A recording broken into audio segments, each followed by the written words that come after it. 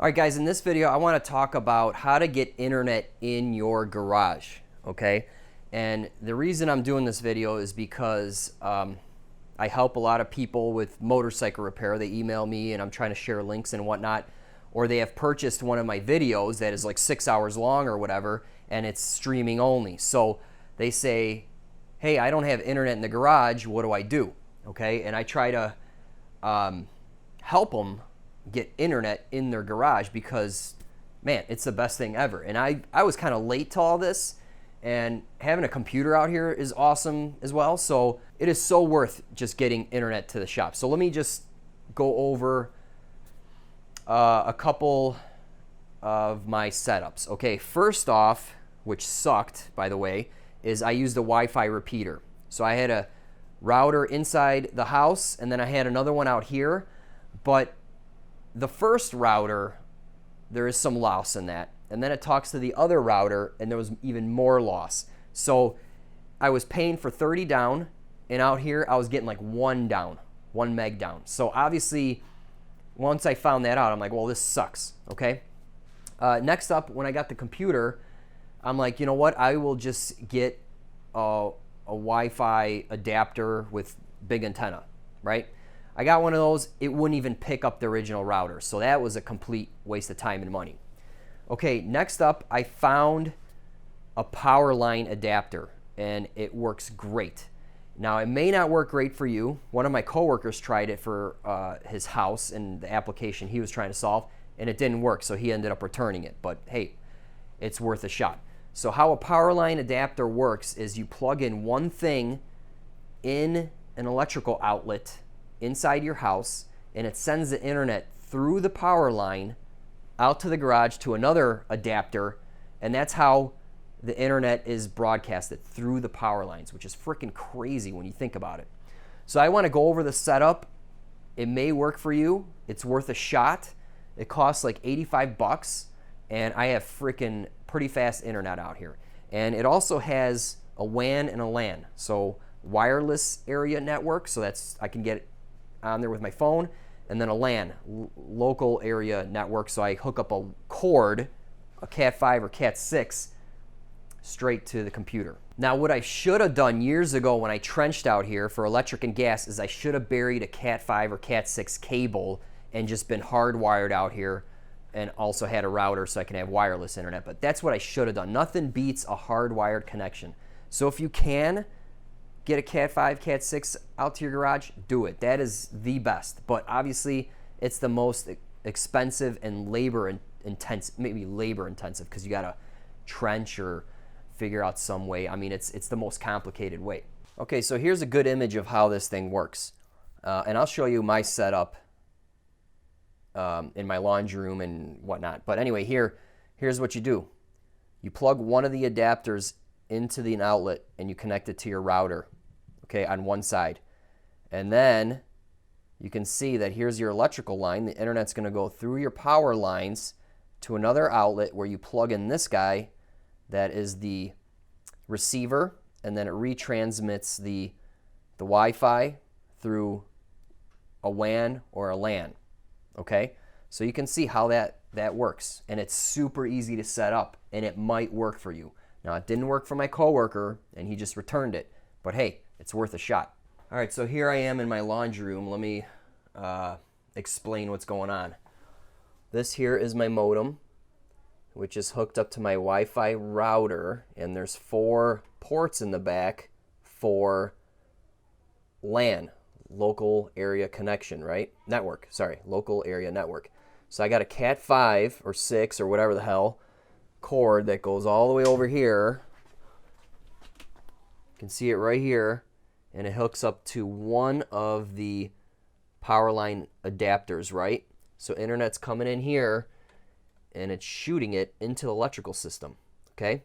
Now I have it here in this outlet because here is my main panel, right? And here's the run all the way there to my garage, okay? I trenched and I upgraded the electrical service. So that's the setup here in my basement, okay?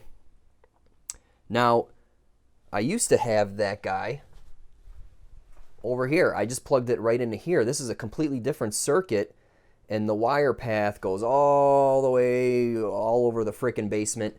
And there's a little LED here. It was yellow or red, meaning that the signal was weak to the other adapter. So I moved it to this circuit, which is right here, and I got a green light, which means good speed. So that's this side of things. Okay, now let's follow this path outside to the garage. Okay, so here's the electrical service. It comes in. That's where the main panel is. Here's the run to the garage. So right there, you can see that LB elbow. So what I did is I trenched right along here,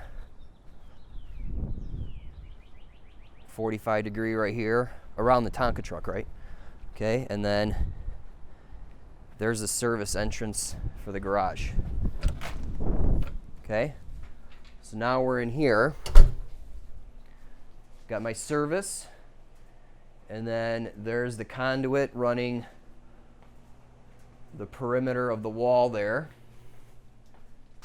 Okay, and then I put an outlet over here for the radio, stereo, whatever, and then there's the other side of the Wi-Fi, or the Powerline adapter. Okay, this is the receiving end.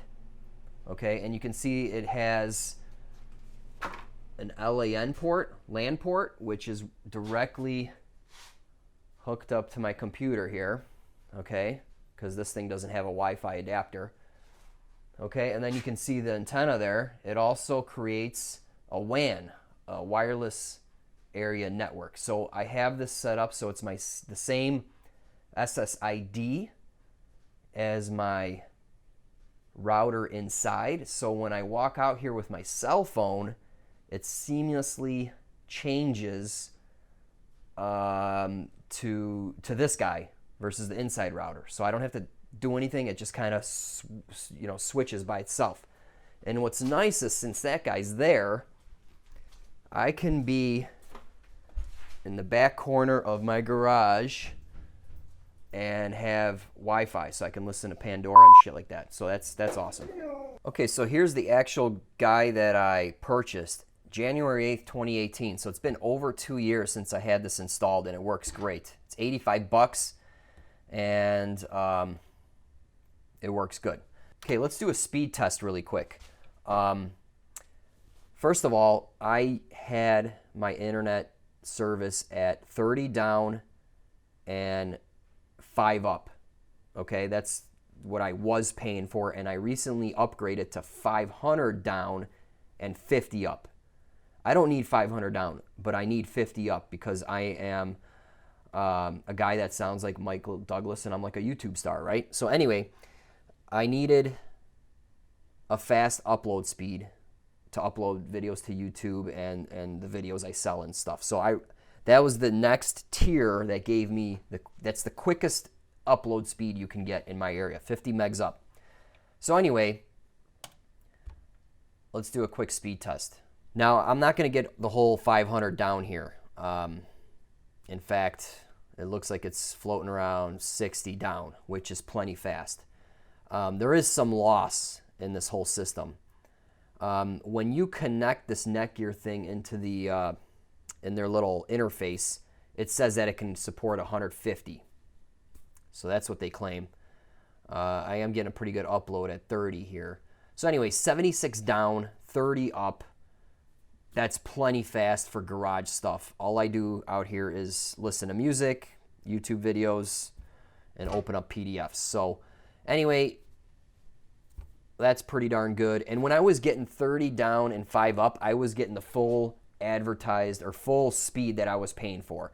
Obviously 500 down, I don't even get 500 down on my phone when I'm right next to my router, okay? Because I got a N router, and really I probably should go to an AC super duper router to get that full speed. But anyway, it's plenty good right now. Now my computer downstairs is hardwired to my router, and I am getting 500 down, 50 up, and that's the computer I use to upload to YouTube. So that needs to be full speed, but everything else can be, you know, whatever. Okay, if a Powerline adapter doesn't work, what I was gonna try next is this right here, which is ubiquity,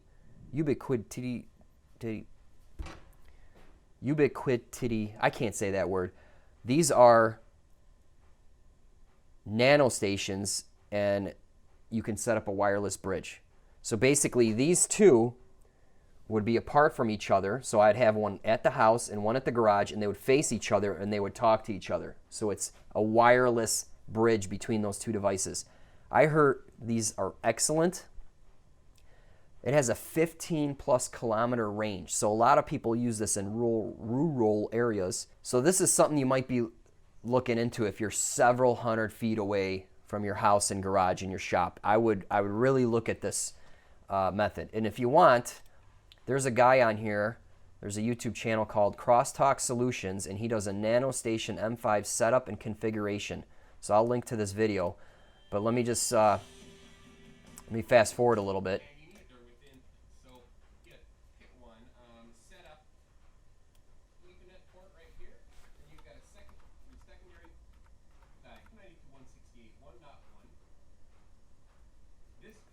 So here's what he's doing. He's got the internet, he's got his router or switch, it goes to one of these, and it sends a signal to the next one. So he ties one up at a tree outside, and this one's in his house, and they talk to each other. So this could be your house, this could be your garage, and this guy up to 15 kilometers.